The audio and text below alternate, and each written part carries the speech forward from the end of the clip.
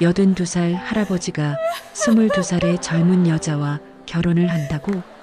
이 두 사람의 결혼식은 유튜브를 통해 순식간에 알려졌어요. 사람들은 이건 명백한 유산을 노린 사기극이라고, 젊은 여자가 할아버지 재산 노리는 거라고 단정했죠. 세상 모두가 이 여자를 악녀로 낙인 찍었어요. 하지만 아무도 몰랐습니다. 이 결혼식 뒤에 숨겨진 50년 묵은 약속과 평생의 한에 대해서요.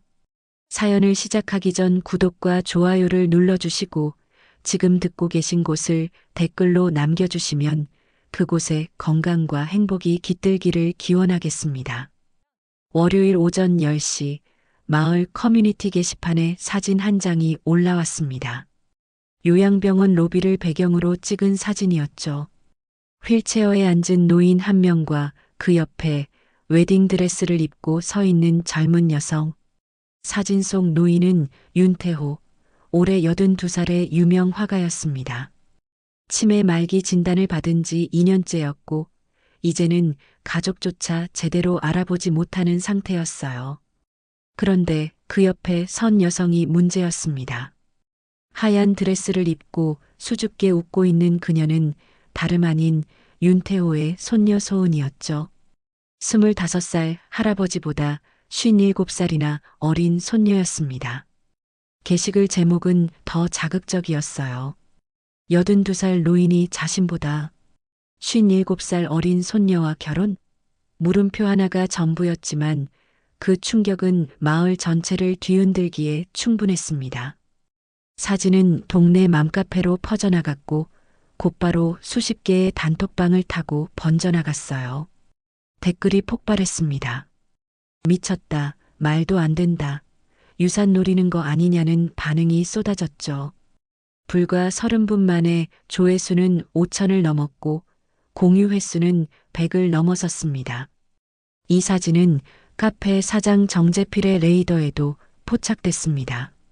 42살의 정재필은 동네에서 작은 카페를 운영하면서 유튜브 채널 동네 뉴스왕을 운영하고 있었어요. 구독자 3만 명을 보유한 지역 소식통이었죠. 그는 사진을 보자마자 눈빛이 달라졌습니다. 이건 대박이다. 그는 본능적으로 알았어요. 정재필은 곧바로 휴대폰을 들고 카페 한쪽 구석 촬영 공간으로 달려갔습니다. 조명을 켜고 카메라 앞에 앉았죠. 라이브 방송 시작 버튼을 눌렀어요. 화면에 그의 얼굴이 떴고 곧바로 시청자들이 들어오기 시작했습니다. 정재필은 흥분을 감추지 못한 채 입을 열었습니다. 여러분, 지금 우리 동네에 엄청난 일이 터졌습니다. 세기의 막장 결혼식이라고 해야 할까요? 그는 사진을 화면에 띄웠어요.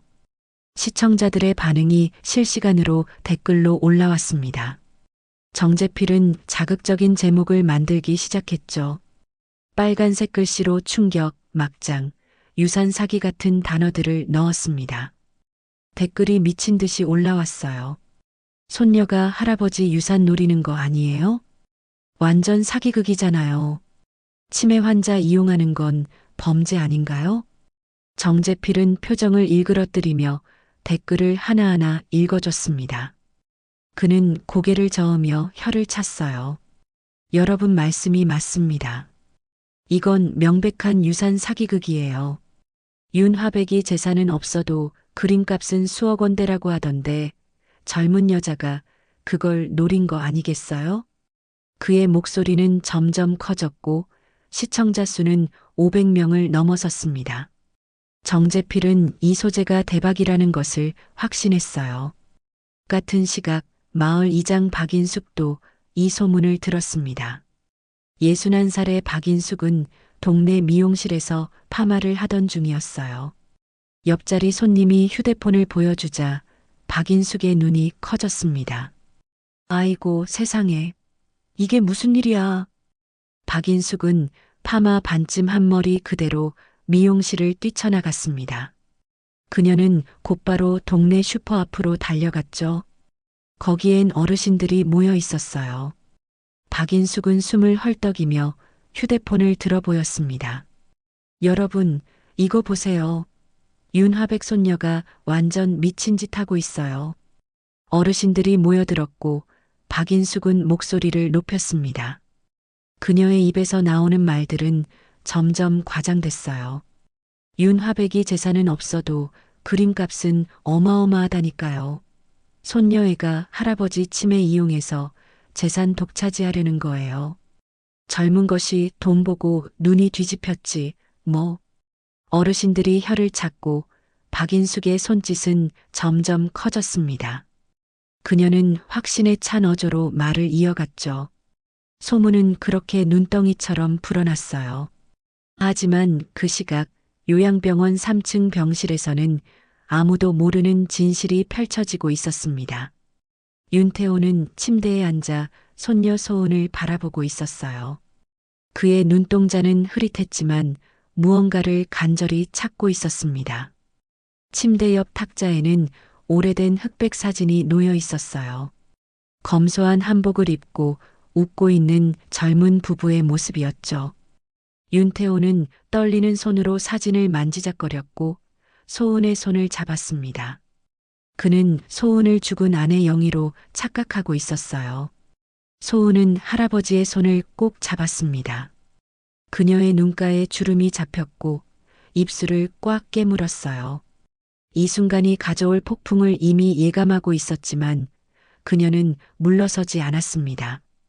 할아버지가 평생 지키지 못한 약속, 할머니에게 하얀 드레스를 입혀주지 못한 그 한을 지금이라도 풀어주고 싶었어요. 병실 창밖으로는 가을 햇살이 들어오고 있었습니다. 하지만 소은의 마음속에는 이미 겨울이 다가오고 있었죠. 이야기는 5년 전으로 거슬러 올라갑니다. 소은이 20살이던 해였죠. 그때 할머니 영희가 세상을 떠났습니다. 병원에서 마지막 숨을 거둔 날 윤태호는 처음으로 붓을 놓고 울었어요. 50년을 함께한 아내였고 그가 평생 사랑한 단 한 사람이었습니다. 장례식장은 조용했습니다. 윤태호는 영정 앞에 무릎을 꿇고 앉아 하염없이 눈물만 흘렸어요. 조객들이 위로의 말을 건넸지만 그는 아무 대답도 하지 않았습니다. 그는 그저 영정 속 아내의 얼굴만 바라봤죠. 소은은 할아버지 옆에 앉아 그의 떨리는 손을 잡았습니다. 할아버지의 손은 차갑고 거칠었어요. 평생 붓을 잡고 살았던 화가의 손이었죠. 소은은 할아버지가 중얼거리는 소리를 들었습니다. 미안해, 영희야. 하얀 드레스 한 번 못 입혀줬네. 그 말이 소은의 가슴을 찔렀습니다. 할아버지는 평생 그 빚을 지고 살았던 거였어요. 윤태호와 영희의 결혼은 소박했습니다. 가난한 화가 지망생과 공장 여공이었던 두 사람은 혼인신고만 하고 시작한 삶이었죠. 결혼식도 없었고 드레스는커녕 변변한 한복 한 벌 장만하지 못했습니다. 영희는 평생 공장에서 일하며 남편의 그림을 뒷받침했어요. 젊은 시절 윤태호는 오직 그림에만 몰두했습니다. 아내가 밤낮으로 일하는 동안 그는 작업실에 틀어박혀 캔버스만 마주했죠. 그림이 팔리지 않아도 생활비가 부족해도 그는 붓을 놓지 않았습니다. 영희는 그런 남편을 원망하지 않았어요. 오히려 웃으며 말했죠. 당신 그림이 내 드레스예요. 나는 그걸로 충분해요. 하지만 윤태호의 마음속 빚은 지워지지 않았습니다. 명성을 얻고 그림값이 오르고 돈이 생겨도 그 빚만은 갚을 수 없었어요. 영희는 화려한 것을 원하지 않았고 그저 남편의 성공을 기뻐했습니다. 하지만 윤태호는 알고 있었죠. 아내가 평생 한 번도 하얀 드레스를 입어본 적이 없다는 것을요. 장례 후 윤태호는 달라졌습니다. 그는 자주 멍하니 허공을 바라보기 시작했어요. 식사를 거르는 날이 많아졌고 작업실에 가지 않게 됐습니다. 병원에 갔을 때 의사는 치매 초기 증상이라고 했죠. 소은의 엄마 미라는 아버지를 요양원에 보내자고 했습니다.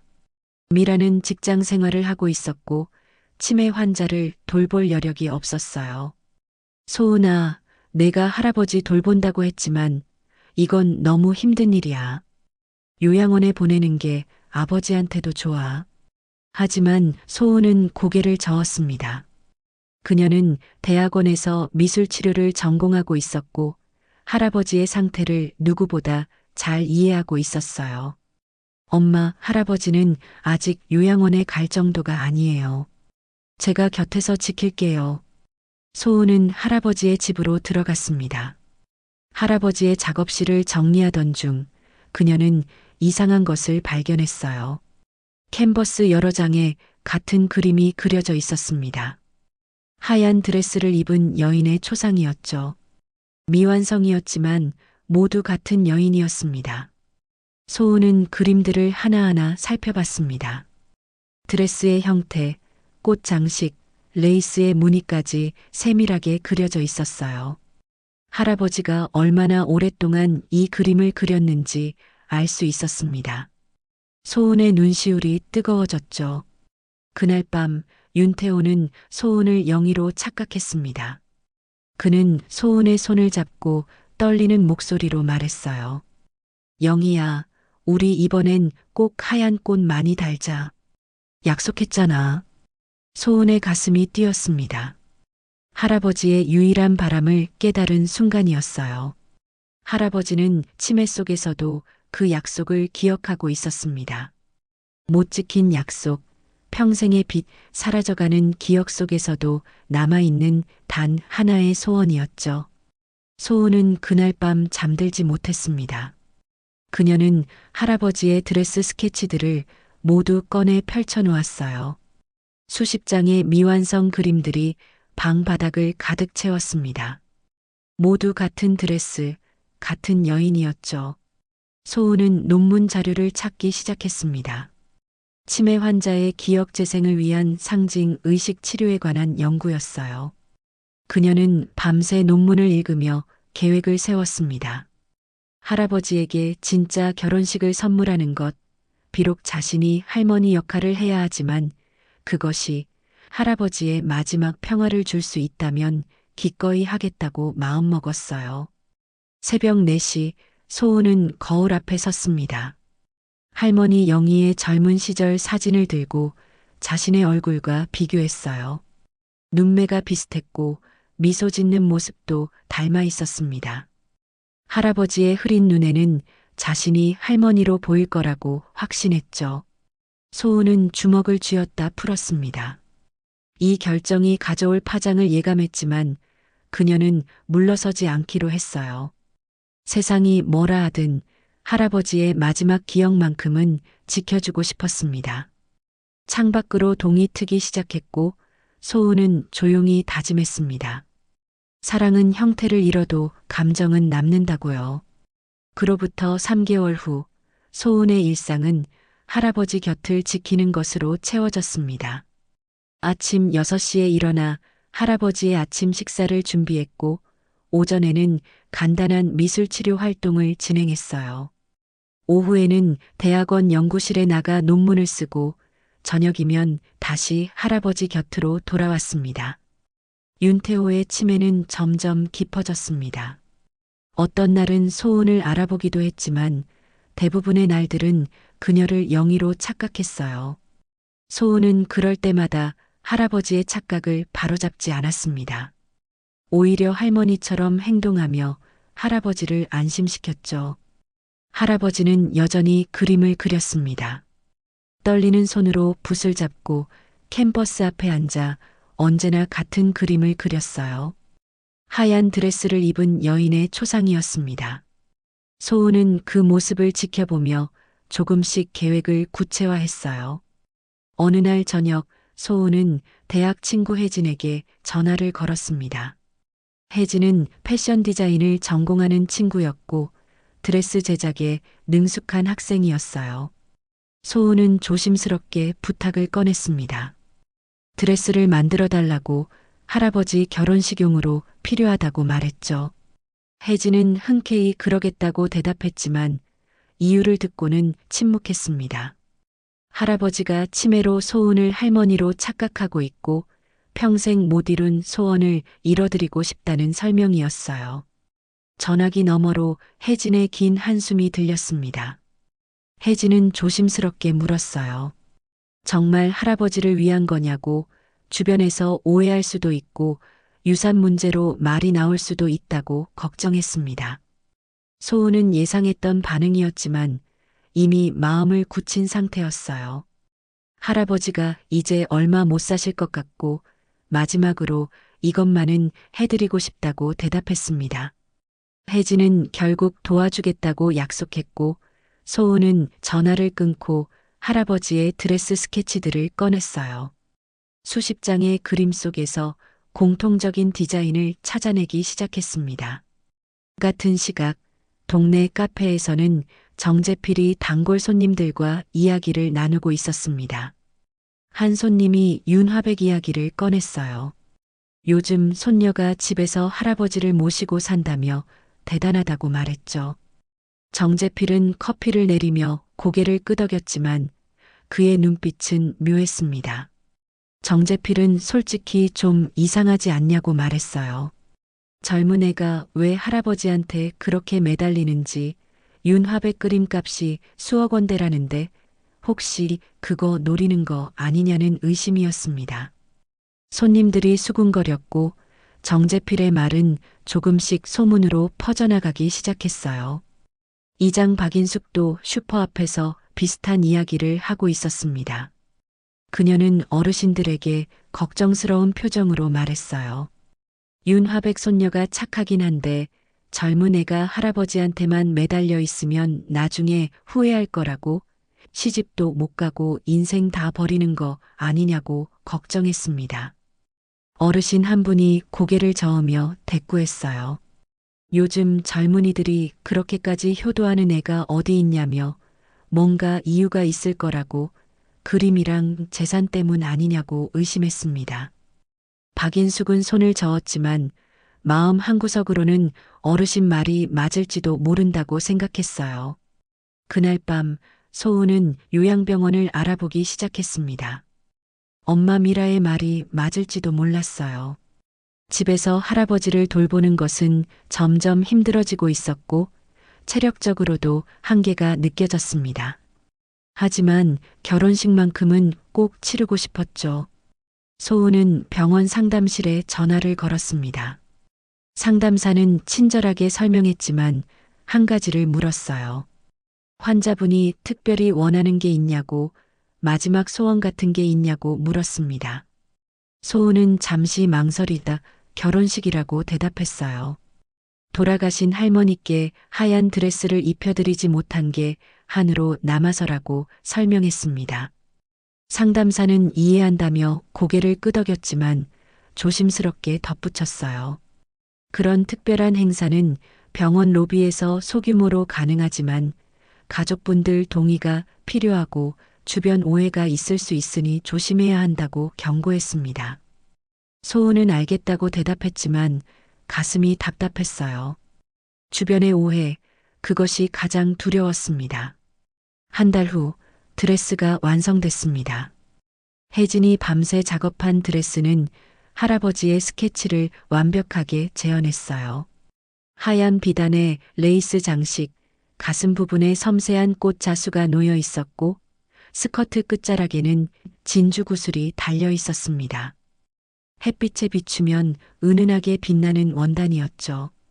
소은은 드레스를 받아들고 눈물을 흘렸습니다. 혜진이 소은의 어깨를 토닥이며 물었어요. 정말 할 거냐고. 사람들이 뭐라고 할지 모른다고 다시 한번 걱정했습니다. 소은은 고개를 끄덕이며 할 거라고. 할아버지의 마지막 소원이니까 사람들이 뭐라고 하든 상관없다고 대답했어요. 하지만 그녀의 목소리는 떨리고 있었습니다. 이미 동네에서는 소문이 퍼지기 시작했고 정재필의 유튜브 채널에도 윤화백 이야기가 언급되기 시작했어요. 댓글창에는 의심과 비난이 쌓여가고 있었습니다. 소은은 드레스를 조심스럽게 박스에 담았습니다. 손이 떨렸지만 멈추지 않았어요. 그리고 병원에 결혼식 날짜를 예약했습니다. 2주 후 토요일 오전 10시였죠. 상담사는 준비물 목록을 보내주며 다시 한번 가족 동의서가 필요하다고 강조했습니다. 결혼식 준비는 시작됐고 소문도 함께 커져갔습니다. 소은은 밤마다 휴대폰을 보며 불안해했지만 할아버지의 평화로운 얼굴을 볼 때마다 다시 용기를 냈어요.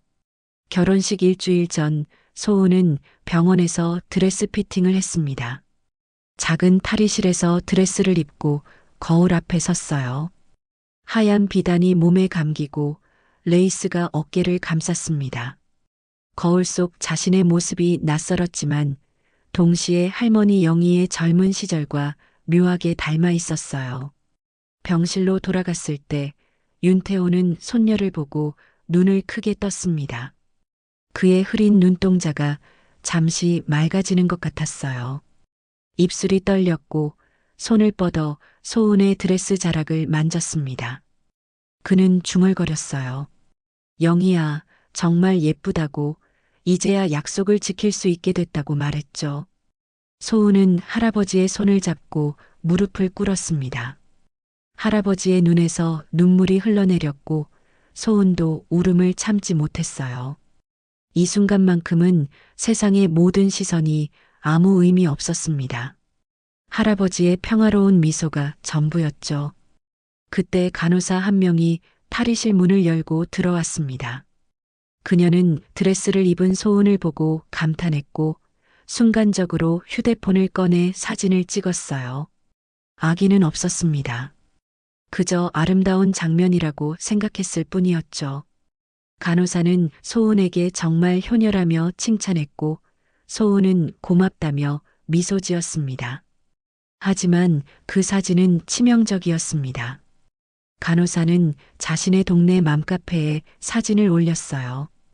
요양병원에서 본 감동적인 장면이라며 손녀가 치매 걸린 할아버지를 위해 결혼식을 준비한다는 짧은 설명과 함께였습니다. 사진 속에는 휠체어에 앉은 윤태호와 하얀 드레스를 입고 서 있는 소은의 모습이 담겨 있었어요. 월요일 오전 10시 그 사진은 마을 커뮤니티 전체로 퍼져나갔습니다. 댓글이 폭발했어요. 처음에는 감동적이라는 반응이었지만 곧 의심의 목소리가 커지기 시작했습니다. 나이 차이가 너무 크다. 손녀가 할아버지와 결혼식을 한다는 게 이상하다. 유산 문제가 있는 거 아니냐는 댓글들이 쏟아졌죠. 정재필은 그 사진을 보자마자 눈빛이 변했습니다. 이건 완전 대박 소재라고 직감했어요. 그는 곧바로 카페 문을 닫고 촬영 공간으로 달려갔습니다. 조명을 켜고 카메라 앞에 앉았죠. 라이브 방송을 시작했어요. 실시간 시청자가 100명을 넘었고 정재필은 사진을 화면에 띄웠습니다. 그는 흥분한 목소리로 말하기 시작했어요. 여러분, 지금 우리 동네에서 세기의 막장 드라마가 펼쳐지고 있다고. 82살 할아버지와 25살 손녀의 결혼식이라고 외쳤습니다. 댓글창이 미친 듯이 올라갔습니다. 정재필은 자극적인 썸네일을 만들었어요. 빨간 글씨로 충격, 손녀의 배신, 유산 사기 같은 단어를 넣었고 사진 위에 노란 화살표를 그렸습니다. 영상 제목은 더 자극적이었죠. 57살 차이 결혼식의 진실, 과연 사랑일까, 유산일까였습니다. 시청자들이 댓글로 물었어요. 정말 결혼식을 하냐고, 법적으로 문제 없냐고, 할아버지가 정신이 있는 거냐고 질문이 쏟아졌습니다. 정재필은 하나하나 읽어주며 고개를 저었어요. 그는 윤화백의 과거를 언급하기 시작했습니다. 젊은 시절 가난했지만 지금은 그림값이 수억 원대라고, 재산은 없어도 작품 가치는 어마어마하다고 간조했어요. 그러면서 손녀가 그 그림들을 노리는 게 아니냐고, 치매 환자를 이용한 사기극이 아니냐고 의심했습니다. 정재필의 목소리는 점점 커졌고 단정적이 됐어요.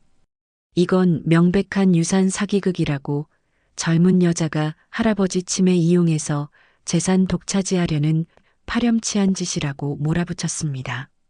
시청자 수는 500명을 넘어섰고 공유 횟수도 급증했어요. 같은 시각 박인숙은 미용실에서 그 라이브 방송을 보고 있었습니다. 파마를 하던 중이었지만 휴대폰에서 눈을 떼지 못했어요. 정재필의 말을 듣고 고개를 끄덕이다가 갑자기 자리에서 벌떡 일어났습니다. 박인숙은 파마 반쯤 한 머리 그대로 미용실을 뛰쳐나갔어요. 동네 슈퍼 앞으로 달려가 어르신들을 불러 모았습니다. 그녀는 휴대폰을 들어 보이며 목소리를 높였어요. 여러분 이거 보라고, 윤화백 손녀가 완전히 미친 짓을 하고 있다고, 할아버지 치매 이용해서 재산 가로채려는 거라고 외쳤습니다. 어르신들이 모여들었고 박인숙의 입에서 나오는 말들은 점점 과장됐습니다. 그녀는 윤화백이 옛날에 아내를 얼마나 고생시켰는지 언급했어요. 그림만 그리고 돈은 안 벌어서 아내가 공장에서 평생 일했다고, 이제 와서 손녀가 그 빚을 갚는 척하며 그림 챙기는 거라고 몰아갔습니다. 어르신 한 분이 혀를 차며 말했어요. 요즘 젊은이들 정말 무섭다고, 돈 앞에서는 할아버지도 이용하는구나 싶다고 개탄했습니다. 박인숙은 고개를 끄덕이며 동조했고 소문은 그렇게 마을 전체로 빠르게 퍼져나갔어요. 저녁 무렵 소은의 휴대폰이 울리기 시작했습니다. 친구들, 지인들, 심지어 모르는 번호에서도 전화가 왔어요. 소은은 떨리는 손으로 휴대폰을 들었습니다. 친구 혜진의 목소리가 들렸죠. 소은아, 인터넷 좀 봐봐라고, 내 이야기가 난리 났다고 다급하게 말했습니다. 소은은 검색창에 자신의 이름을 쳤습니다. 수십 개의 게시글이 쏟아져 나왔어요. 정재필의 유튜브 영상이 제일 위에 떴고 조회수는 이미 10만을 넘어서고 있었습니다. 댓글은 수천 개였고 대부분 비난이었죠. 손이 떨렸습니다. 소은은 영상을 재생했어요. 정재필의 목소리가 귓전을 때렸고 자극적인 자막이 화면을 가득 채웠습니다. 댓글을 내리며 읽었지만 눈물이 흘러 글자가 흐려졌어요. 사기녀, 파렴치한, 할아버지 등쳐먹는 년, 감옥 보내야 한다는 말들이 끝없이 이어졌습니다. 소은은 휴대폰을 내려놓고 고개를 떨궜습니다. 예상했던 일이지만 막상 닥치니 숨이 막혔어요. 가슴이 답답했고 손끝이 차가워졌습니다. 그녀는 창밖을 바라봤지만 아무것도 보이지 않았죠. 그날 밤 세상은 소은을 악녀로 규정했습니다. 다음 날 아침 소은의 휴대폰은 멈추지 않고 울렸습니다. 모르는 번호들이 끊임없이 전화를 걸어왔고 문자 메시지는 수백 건이 쌓여 있었어요. 대부분 비난과 욕설이었습니다. 소은은 휴대폰을 꺼버렸지만 마음속 소음은 멈출 수 없었죠. 오전 8시 병원 문이 거칠게 열렸습니다. 엄마 미라가 들어왔어요. 그녀의 얼굴은 창백했고 눈은 충혈돼 있었습니다. 회사에서 동료들의 수군거림을 견디다 못해 조퇴를 하고 달려온 것이었죠. 미라는 병실 문을 닫고 소은의 팔을 붙잡았습니다. 소나기에 힘이 들어가 소은의 팔이 아팠지만 미라는 놓지 않았어요. 당장 그만둬. 사람들이 다 내 욕하고 있어. 회사에서 내가 얼마나 창피한지 알아? 미라의 목소리는 떨렸지만 단호했습니다. 소은은 고개를 숙였고 미라는 계속 말했어요. 아버지 요양원에 보내고 내 인생 살아야지. 왜 이런 쇼를 해? 내가 지금 뭐 하는 거야? 그녀의 목소리는 점점 커졌고 윤태호가 잠에서 깨어 두 사람을 바라봤습니다. 미라는 아버지를 보고 잠시 멈췄습니다. 윤태호의 흐린 눈이 그녀를 향했지만 알아보지 못하는 것 같았어요. 미라는 입술을 깨물고 복도로 나갔고 소은도 따라 나왔습니다. 복도는 텅 비어 있었습니다. 미라는 벽에 등을 기대고 숨을 몰아쉬었어요. 소은은 엄마 앞에 섰지만 무슨 말을 해야 할지 몰랐습니다. 미라가 먼저 입을 열었어요. 내가 미술치료 프로젝트를 한다는 건 알았다고, 하지만 이렇게까지 할 줄은 몰랐다고, 지금 내 인생이 망가지고 있는데 그게 안 보이냐고 물었습니다. 소은은 눈물을 흘리며 대답했어요. 엄마, 할머니와의 약속을 이젠 놓치면 안 돼요. 할아버지가 얼마 못 사실 것 같아요. 미라는 고개를 저으며 말했습니다. 그건 내 욕심이야. 아버지를 위한 게 아니라 내 자기 만족이라고. 그 말이 소은의 가슴을 찔렀습니다. 미라의 말이 틀리지 않을지도 몰랐어요. 소은은 자신의 행동이 정말 할아버지를 위한 것인지 아니면 자신의 연구와 명분을 위한 것인지 혼란스러워졌습니다. 미라는 한숨을 쉬고 병실로 돌아갔습니다. 윤태호는 침대에 앉아 캔버스를 바라보고 있었어요. 미완성 드레스 그림이었습니다. 미라는 그 그림을 보다가 아버지에게 다가갔고 윤태호는 갑자기 소은을 껴안으며 말했어요. 영희야, 미안해. 내가 너무 늦었지? 미라의 눈동자가 흔들렸습니다. 아버지가 소은을 죽은 엄마로 착각하는 모습을 보자 말문이 막혔어요. 이 상황을 이해할 수도 비난할 수도 없었습니다. 딸에 대한 걱정과 죽은 엄마에 대한 죄책감이 뒤섞여 가슴을 짓눌렀죠. 미라는 아무 말 없이 병실을 나섰습니다. 복도 끝 의자에 주저앉아 고개를 숙였어요. 그녀는 휴대폰을 꺼내 정재필의 영상을 다시 봤습니다. 댓글창을 내리며 읽었지만 도저히 끝까지 볼 수 없었어요. 딸을 향한 악플들이 너무 잔인했습니다. 같은 시각 소은은 학교 연구실에 혼자 앉아 있었습니다. 책상 위에는 치매 환자 치료 논문이 펼쳐져 있었지만 한 글자도 읽히지 않았어요. 그녀는 형광펜을 들었다 놓기를 반복했습니다. 창밖으로 학생들이 지나갔습니다. 그들은 웃으며 이야기를 나누고 있었어요. 평범한 일상이었죠. 소은은 자신만 세상에서 멈춰 있는 것 같았고 할머니 영희의 흑백 사진을 꺼내 들었습니다. 사진 속 할머니는 수줍게 웃고 있었습니다. 검소한 한복을 입고 젊은 할아버지 옆에 서 있는 모습이었어요. 소은은 사진에 대고 중얼거렸습니다. 할머니, 이 드레스가 과연 할아버지를 평화롭게 해줄까요? 아니면 저만 망가지는 걸까요? 답은 나오지 않았습니다. 소은은 거울 앞에 섰어요. 자신의 얼굴을 쓰다듬으며 바라봤습니다. 할아버지 눈에는 자신이 할머니로 보이지만 세상의 눈에는 유산을 노린 젊은 여자일 뿐이었죠. 저녁 무렵 친구 혜진이 연구실로 찾아왔습니다.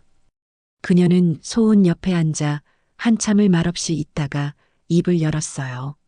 소은아, 이거 진짜 계속할 거야? 내 인생이 완전히 망가질 수도 있어. 지금이라도 멈추는 게 어때? 소은은 대답하지 못했고 혜진은 계속 말했습니다. 지도 교수님이 너 찾으신다고, 연구윤리 위반 검토에 들어갔다고, 학교에서도 내 소문이 다 퍼졌다고 전했어요. 소은의 손이 떨렸습니다. 혜진은 소은의 어깨를 토닥였습니다. 그녀도 소은의 진심을 알고 있었지만 현실이 너무 가혹했어요. 내가 결정해야 해. 하지만 신중하게 생각해. 밤 11시 소은은 병원으로 돌아왔습니다. 윤태호는 이미 잠들어 있었어요. 그녀는 할아버지 곁에 앉아 그의 손을 잡았습니다. 할아버지의 손은 차갑고 거칠었지만 따뜻함이 느껴졌죠. 소은은 주먹을 쥐었다 풀었습니다. 이 결혼식이 자신의 희생을 넘어선 진정한 사랑의 실천인지 아니면 엄마 말대로 자기 만족인지 계속 자문했어요. 세상의 비난을 감수할 용기가 있는지, 할아버지의 마지막 평화가 그만한 가치가 있는지 끊임없이 고민했습니다. 창밖으로 달이 떠 있었고 소은은 천장을 바라보며 눈을 감았습니다. 결정의 시간이 다가오고 있었어요. 다음 날 아침 소은은 일찍 일어났습니다. 밤새 고민했지만 결론은 하나였어요.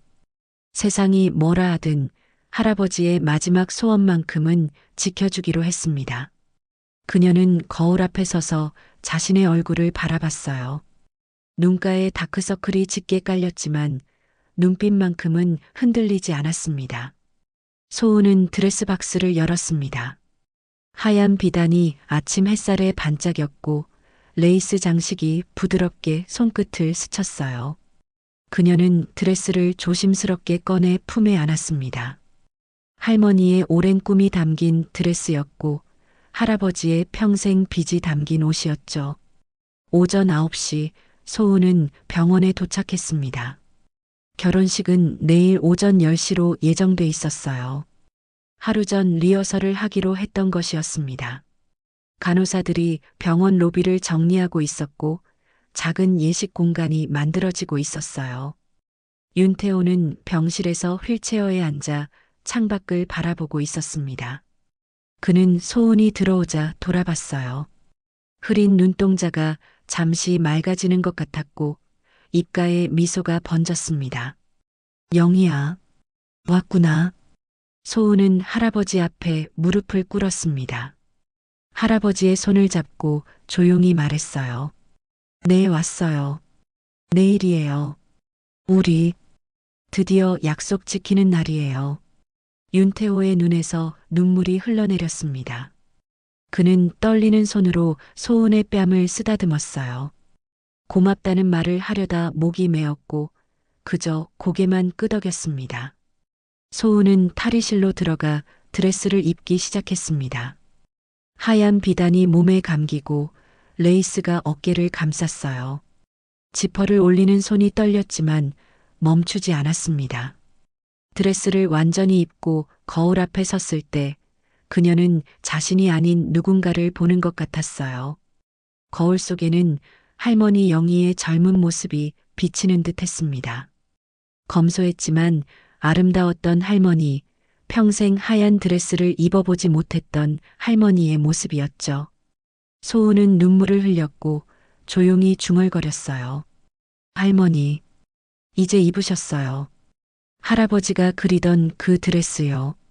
탈의실 밖에서는 병원 직원들이 준비를 하고 있었습니다. 의자를 놓고 조화를 장식하고 작은 단상을 만들었어요. 간호사 몇 명은 소은의 이야기를 알고 있었고 조용히 도와주고 있었습니다. 그때 병원 현관문이 열렸고 정재필이 들어왔습니다. 그는 카메라를 들고 있었고 이미 라이브 방송을 시작한 상태였어요. 시청자 수는 1000명을 넘어서고 있었습니다. 여러분, 지금 제가 현장에 와 있습니다. 드디어 그 충격적인 결혼식이 내일 열린다는데요. 정재필의 목소리는 흥분돼 있었고 카메라는 병원 로비를 훑었습니다. 그는 준비 중인 예식장을 찍으며 댓글을 읽어줬어요. 정말 결혼식을 하냐는 댓글, 경찰은 뭐 하냐는 댓글, 막아야 한다는 댓글들이 쏟아졌습니다. 박인숙도 병원 앞에 나타났습니다. 그녀는 동네 어르신 5명을 데려왔어요. 그들은 병원 입구에서 수군거렸고 박인숙은 정재필의 라이브 방송을 보며 고개를 끄덕였습니다. 내가 뭘 했어요. 저 젊은 애가 정말 미친 짓 하는 거라니까요. 박인숙의 목소리는 커졌고 주변 사람들이 모여들기 시작했어요. 그녀는 휴대폰을 들어 병원 안을 찍으려 했지만 경비원이 막아섰습니다. 촬영 금지라고 했지만 박인숙은 물러서지 않았어요. 소은은 탈의실 안에서 그 소란을 들었습니다. 심장이 빠르게 뛰었고 손끝이 차가워졌어요. 하지만 그녀는 드레스를 벗지 않았습니다. 거울 속 자신을 다시 바라봤고 깊은 숨을 들이마셨죠. 간호사 한 명이 탈의실 문을 두드렸습니다. 소은 씨, 괜찮으시냐고, 밖에 사람들이 많이 모였다고, 내일 결혼식을 정말 할 거냐고 물었어요. 소은은 문을 열고 나왔습니다. 드레스를 입은 소은을 본 간호사는 숨을 멈췄습니다. 다른 직원들도 고개를 돌렸고 순간 로비가 조용해졌어요. 하얀 드레스가 복도의 형광등 아래에서 빛났고 소은의 얼굴은 단단하면서도 슬펐습니다. 소은은 병실로 걸어갔습니다. 복도를 지나는 동안 사람들의 시선이 그녀를 따라왔어요. 누군가는 수군거렸고 누군가는 카메라를 들었습니다. 하지만 소은은 멈추지 않았죠. 병실 문을 열었을 때 윤태호는 캔버스 앞에 앉아 있었습니다.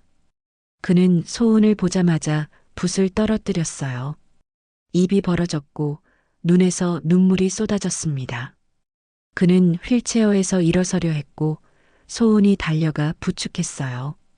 영희야, 정말, 정말 아름답구나. 윤태호는 떨리는 손으로 소은의 드레스 자락을 만졌습니다. 그가 평생 그리던 드레스였고 아내에게 입혀주지 못했던 그 드레스였어요.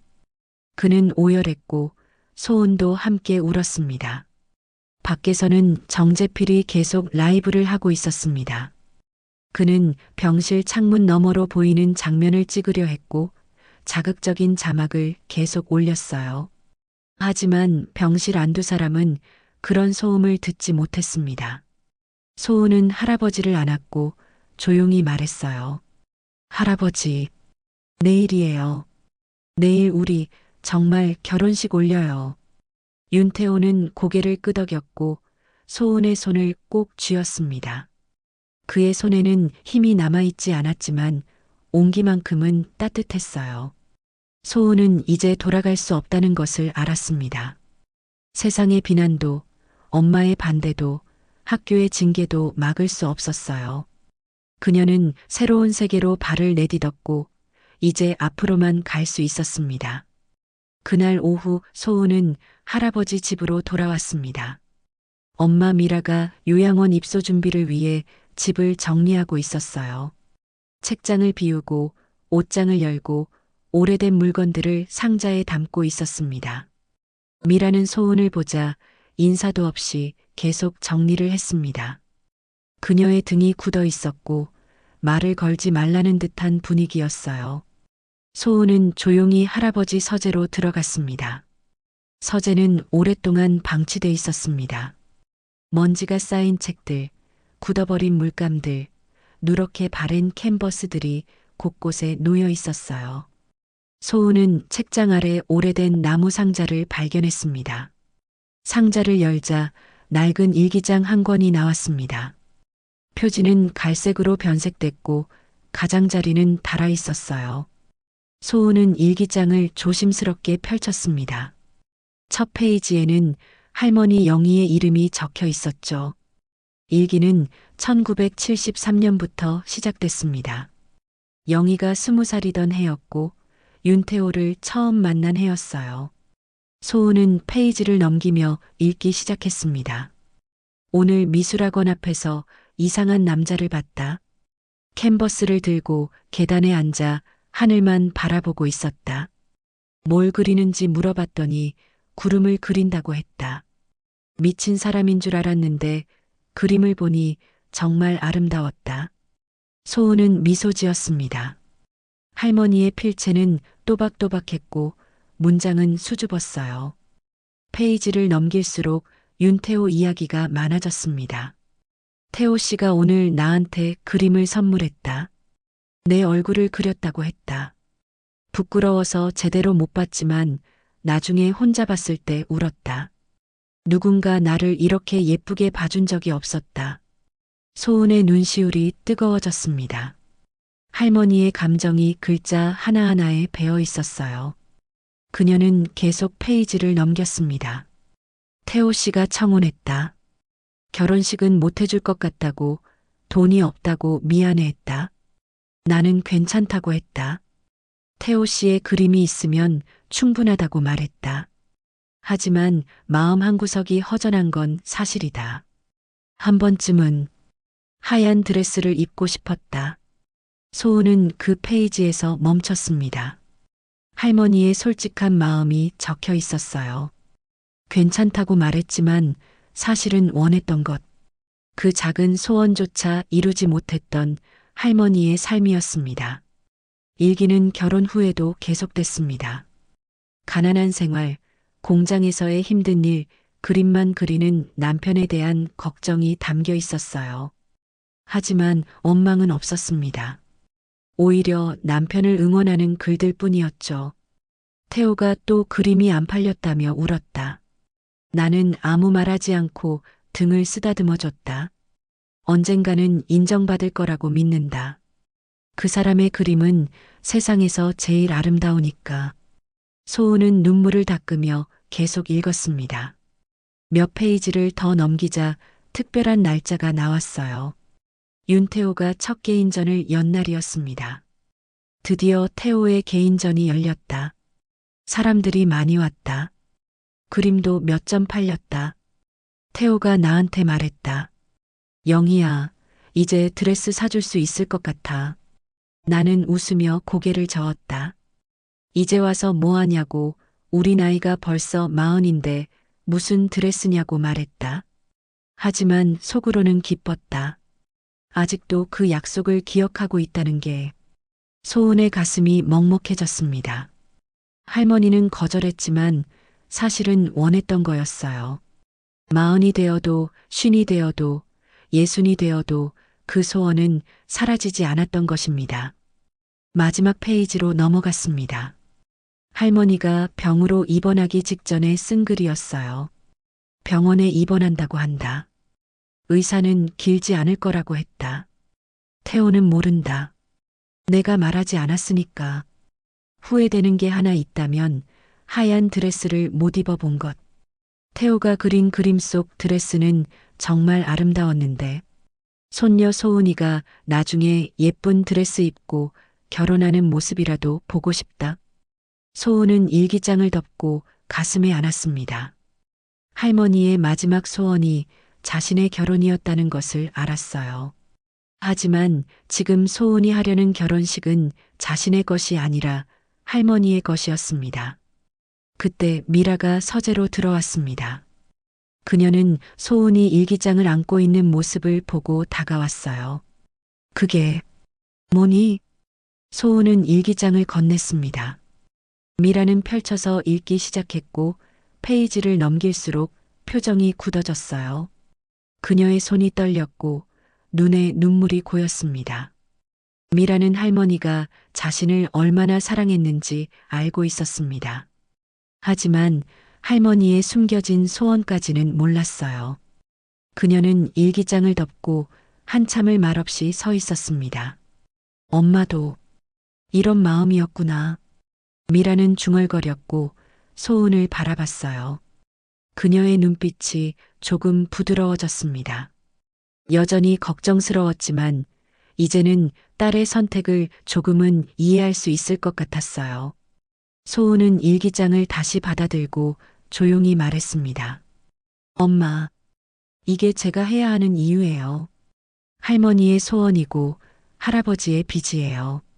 미라는 대답하지 않았지만 고개를 끄덕였습니다. 그녀는 서재를 나가며 한숨을 쉬었고 소은은 일기장을 가슴에 품었어요. 결혼식 당일 아침 병원은 이른 시간부터 술렁거렸습니다. 간호사들이 로비를 마지막으로 정리하고 있었고 의자는 이미 정돈돼 있었어요. 작은 단상 위에는 하얀 천이 깔렸고 조화가 양쪽에 놓여 있었습니다. 소은은 새벽 5시에 일어났습니다. 잠을 거의 자지 못했지만 눈빛만큼은 또렷했어요. 그녀는 드레스를 다시 한번 확인했고 할머니의 일기장을 가방에 넣었습니다. 오전 8시 병원 입구 앞에는 벌써 사람들이 모여 있었습니다. 정재필은 삼각대를 세우고 카메라를 설치했어요. 라이브 방송은 이미 시작됐고 실시간 시청자는 3,000명을 넘어섰습니다. 여러분, 드디어 그날이 왔습니다. 57살 차이 나는 할아버지와 손녀의 충격적인 결혼식이 2시간 후 열립니다. 정재필의 목소리는 흥분돼 있었고 댓글창은 미친 듯이 올라갔어요. 그는 병원 입구를 클로즈업하며 말했습니다. 과연 경찰은 이걸 막지 않을까요? 유산 사기극의 현장을 제가 생중계합니다. 박인숙은 동네 어르신 10명을 데리고 병원 앞에 나타났습니다. 그녀는 손에 피켓을 들고 있었어요. 상식을 지킵시다. 치매 환자 보호하세요라고 적힌 피켓이었습니다. 여러분, 우리가 막아야 해요. 저 젊은 애가 할아버지 재산 가로채는 거 가만히 보고만 있을 겁니까? 박인숙의 목소리는 높았고 어르신들은 고개를 끄덕였습니다. 하지만 그녀의 표정 어딘가에는 묘한 망설임이 있었어요. 어제 미라에게 전화를 받았기 때문이었습니다. 미라는 어머니 영희의 일기장 이야기를 짧게 들려줬고 박인숙은 말을 잃었었죠. 오전 9시 병원 안에서는 본격적인 준비가 시작됐습니다. 간호사 3명이 소은을 도왔어요. 그들은 소은의 머리를 정리하고 가벼운 화장을 해줬습니다. 소은의 손은 떨렸지만 간호사들의 손길은 따뜻했어요. 윤태호는 병실에서 정장을 입고 있었습니다.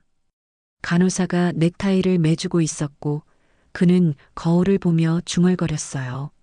영희야, 기다렸지? 이제 약속 지킨다. 그의 눈에는 생기가 돌았고 입가에는 미소가 번졌습니다. 치매로 흐려진 정신 속에서도 오늘만큼은 무언가를 분명히 기억하고 있는 것 같았어요. 오전 9시 30분 병원 원장이 예식장에 나타났습니다. 그는 간호사들을 불러 모았고 조용히 말했어요. 오늘 행사는 환자의 마지막 소원이라고 최대한 조용히 진행되도록 도와달라고 부탁했습니다. 간호사들은 고개를 끄덕였고 누군가는 눈시울을 붉혔어요. 밖에서는 경찰차 한 대가 도착했습니다. 경찰관 2명이 내렸고 정재필은 곧바로 카메라를 들이댔어요. 경찰이 도착했습니다. 드디어 막는 건가요? 하지만 경찰은 군중을 정리하기 위해 온 것이었습니다. 병원 측에서 민원이 접수됐고 병원 업무에 방해가 된다는 이유였어요. 경찰은 정재필에게 라이브 방송을 중단하고 물러나라고 요청했습니다. 정재필은 억울하다는 표정을 지으며 말했어요. 국민이 알 권리가 있습니다. 이건 명백한 사기극인데 왜 막습니까? 경찰은 단호하게 대답했습니다. 사유지에서 허가 없이 촬영하는 것은 불법이라고 지금 당장 철수하지 않으면 강제 퇴거 조치하겠다고 경고했어요. 정재필은 마지못해 카메라를 끄고 뒤로 물러났습니다. 박인숙도 경찰의 제지를 받았습니다. 피켓을 내리고 병원에서 멀리 떨어지라는 요청이었어요. 그녀는 투덜거렸지만 어르신들과 함께 병원 건너편으로 이동했습니다. 오전 10시 드디어 결혼식이 시작될 시간이 다가왔습니다. 소은은 탈의실에서 드레스를 입고 마지막 점검을 했어요. 거울 속 자신을 보며 깊은 숨을 들이마셨습니다. 간호사가 문을 두드리며 물었어요. 소은 씨, 준비됐어요? 소은은 고개를 끄덕이고 문을 열었습니다. 복도를 걸어 예식장으로 향했어요. 병원 직원 몇 명이 복도 양쪽에 서서 박수를 쳤습니다. 조용하지만 따뜻한 박수였죠. 예식장에는 의자가 20개 정도 놓여 있었고 간호사와 병원 직원들이 앉아 있었어요. 앞쪽 단상에는 윤태호가 휠체어에 앉아 기다리고 있었습니다. 소은이 입장하자 윤태호의 눈이 커졌습니다. 그는 입을 벌렸고 떨리는 손으로 소은을 가리켰어요. 눈에서 눈물이 흘러내렸고 그는 소리 없이 울었습니다. 소은은 천천히 단상으로 걸어갔습니다. 각 걸음마다 가슴이 뛰었고 눈물이 고였어요. 윤태호 앞에 섰을 때 그는 손을 뻗어 소은의 드레스를 만졌습니다. 영희야, 정말 아름답다. 소은은 무릎을 꿇고 할아버지의 손을 잡았습니다. 네, 왔어요. 드디어 우리 약속 지켰어요. 간호사 한 명이 앞으로 나와 간단한 사회를 받습니다. 그녀는 오늘의 의미를 설명했어요. 치매 환자의 마지막 소원을 이루어주는 미술치료의 일환이라고, 손녀의 헌신적인 사랑이 만든 특별한 순간이라고 말했습니다. 참석자들은 조용히 고개를 끄덕였고 누군가는 눈물을 닦았어요. 병원 원장이 축사를 했습니다. 짧지만 진심이 담긴 축사였죠. 윤태호는 소은의 손을 계속 잡고 있었습니다. 그의 손은 차갑고 떨렸지만 힘만큼은 단단했어요. 그는 중얼거렸습니다. 미안해. 늦어서 미안해. 하지만 이제 괜찮아. 소은은 고개를 끄덕이며 울었습니다. 간호사들도 함께 울었고 원장도 눈시울을 붉혔어요. 밖에서는 정재필이 여전히 망원 렌즈로 촬영을 시도하고 있었습니다. 하지만 경찰이 다시 제지했고 그는 결국 포기하고 떠났어요. 박인숙은 병원 건너편에서 그 광경을 지켜보다가 조용히 고개를 숙였습니다. 결혼식은 30분 동안 이어졌고 마지막에는 모두가 박수를 쳤습니다. 소은은 할아버지를 안았고 윤태호는 평화로운 미소를 지었어요. 결혼식이 끝나고 병원 로비는 조용해졌습니다. 참석했던 간호사들이 의자를 정리하고 있었고 조아는 아직 그대로 놓여 있었어요. 소은은 드레스를 입은 채 윤태호 옆에 앉아 있었습니다. 윤태호는 소은의 손을 놓지 않았습니다. 그는 평화로운 표정으로 미소 짓고 있었고 가끔씩 소은의 얼굴을 쓰다듬었어요. 오랜만에 보는 할아버지의 평온한 모습이었습니다. 간호사 한 명이 따뜻한 차를 가져다 줬습니다. 소은은 고맙다며 받아들었고 할아버지에게도 한 모금 먹여드렸어요. 윤태호는 차를 마시며 중얼거렸습니다. 영희야, 우리 이제 행복하게 살자. 소은은 눈물을 닦으며 고개를 끄덕였습니다. 이 순간만큼은 세상의 모든 소음이 사라진 것 같았어요. 할아버지와 단둘이 조용하고 평화로운 시간이었죠. 오전 11시 병원 원장이 소은을 찾아왔습니다. 그는 조심스럽게 자리에 앉았고 부드러운 목소리로 말했어요. 소은 씨, 정말 수고 많으셨습니다. 환자분이 오랜만에 이렇게 평온한 표정 지으시는 거 처음 봤어요. 소은은 감사하다며 고개를 숙였습니다. 원장은 잠시 망설이다 조심스럽게 덧붙였어요. 다만 한 가지 말씀드릴 게 있습니다. 경찰서에서 연락이 왔어요. 유산 상속 관련해서 정식 조사가 들어간다고 합니다. 소은의 몸이 굳었습니다. 원장은 미안하다는 표정으로 계속 말했어요. 누군가 정식으로 고발장을 제출했다고, 빠르면 내일 출석 요구서가 올 거라고 전했습니다. 고발이니 누군지 아세요? 원장은 고개를 저었습니다. 익명이라고 하지만 인터넷에서 모금까지 했다고, 변호사를 선임했다고 말했어요. 소은은 가슴이 답답해졌습니다. 같은 시각 병원 밖에서는 정재필이 다시 라이브 방송을 시작했습니다. 그는 카페로 돌아가 컴퓨터 앞에 앉았고 결혼식 사진들을 화면에 띄웠어요. 그가 몰래 찍어둔 망원 사진들이었습니다. 여러분, 제가 결정적 증거를 확보했습니다. 손녀가 할아버지를 완전히 속이고 있어요. 정재필은 사진을 확대하며 설명했습니다. 윤화백의 표정이 혼란스럽다고, 손녀를 다른 사람으로 착각하고 있는 게 명백하다고 주장했어요. 그는 목소리를 높이며 말했죠. 이건 사랑이 아닙니다. 치매 환자를 이용한 범죄예요. 우리가 법적 조치를 취해야 합니다. 댓글이 폭발했습니다. 시청자들은 찬성과 반대로 나뉘었어요. 일부는 정재필의 말에 동조했지만 일부는 오히려 정재필을 비난하기 시작했습니다. 감동적인 장면을 왜 망치냐고, 손녀의 진심을 모르냐고 반박했죠. 하지만 정재필은 멈추지 않았습니다. 그는 고발 모금 계좌를 화면에 띄웠고 변호사 선임 비용을 모으자고 외쳤어요. 실시간으로 10만 원, 20만 원씩 후원금이 들어오기 시작했습니다. 오후 1시 소은은 병실로 돌아와 드레스를 벗었습니다. 거울 앞에 서서 자신의 얼굴을 바라봤어요. 화장은 번졌고 눈은 붓고 표정은 지쳐 있었습니다. 하지만 그녀는 후회하지 않았어요. 휴대폰이 울렸습니다. 학교 지도교수의 전화였어요. 소은은 떨리는 손으로 전화를 받았습니다. 소은 씨, 연구 윤리 위반 심사 결과가 나왔습니다. 논문 제출이 보류됐어요. 학교 측에서 추가 조사를 진행한다고 합니다. 소은은 예상했던 일이었지만 막상 듣고 나니 무릎이 꺾이는 것 같았어요.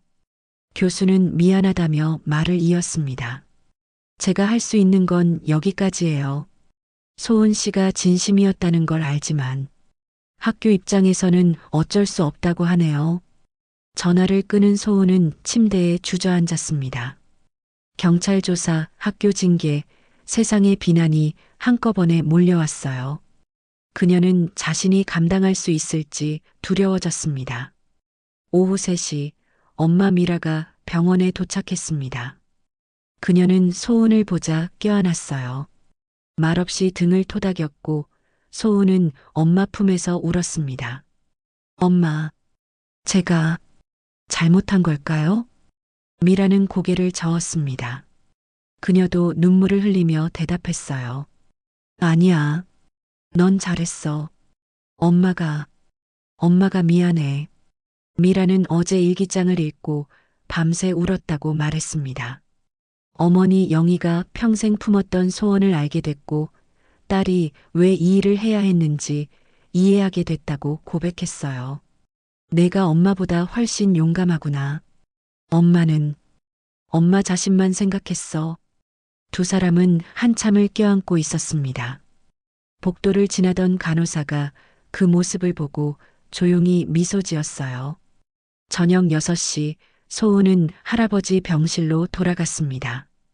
윤태호는 캔버스 앞에 앉아 그림을 그리고 있었어요. 소은은 뒤에서 그림을 봤습니다. 하얀 드레스를 입은 여인이었습니다. 하지만 이번에는 완성된 그림이었어요. 여인의 얼굴에는 미소가 있었고 배경에는 햇살이 비치고 있었습니다. 할아버지의 마지막 작품이었죠. 윤태호는 붓을 내려놓고 소은을 돌아봤습니다. 그는 희미하게 웃으며 말했어요. 영희야, 이제 다 됐어. 소은은 할아버지를 껴안았습니다. 할아버지의 몸은 점점 차가워지고 있었고 숨소리는 가늘어지고 있었어요. 소은은 직감했습니다. 이 평화가 오래가지 않을 거라는 것을, 더 큰 폭풍이 다가오고 있다는 것을요. 밤 9시 정재필의 유튜브 영상은 100만 뷰를 넘어섰고 고발 모금액은 1,000만 원을 돌파했습니다. 세상은 소은을 향해 칼을 겨누고 있었어요. 결혼식 다음 날 소은은 경찰서 출석 요구서를 받았습니다. 유산 상속 조작 혐의였고 일주일 안에 출석하라는 내용이었어요. 소은은 종이를 손에 쥔 채 한참을 서 있었습니다. 학교에서도 연락이 왔습니다. 연구윤리 위반 징계위원회가 소집됐고 소은은 2주 후 청문회에 출석해야 했어요. 지도교수는 문자로 미안하다는 말만 남겼습니다. 소은의 석사 논문은 사실상 보류 상태였죠. 오전 10시 정재필은 새로운 영상을 업로드했습니다. 제목은 손녀의 치밀한 계획, 1년 전부터 준비했다였어요. 그는 소은의 미술치료 프로젝트 제안서를 어디선가 입수했고 화면에 띄우며 설명했습니다. 여러분 보세요. 이 여자가 1년 전부터 할아버지를 연구 대상으로 삼았어요. 처음부터 논문과 그림을 노린 치밀한 계획이었던 겁니다. 정재필의 목소리는 확신에 차 있었고 영상은 순식간에 10만 뷰를 넘어섰어요. 댓글창에는 비난이 쏟아졌습니다. 계획적인 사기극이다. 손녀를 감옥에 보내야 한다. 할아버지를 보호해야 한다는 댓글들이 끝없이 올라왔죠. 박인숙도 다시 활동을 시작했습니다.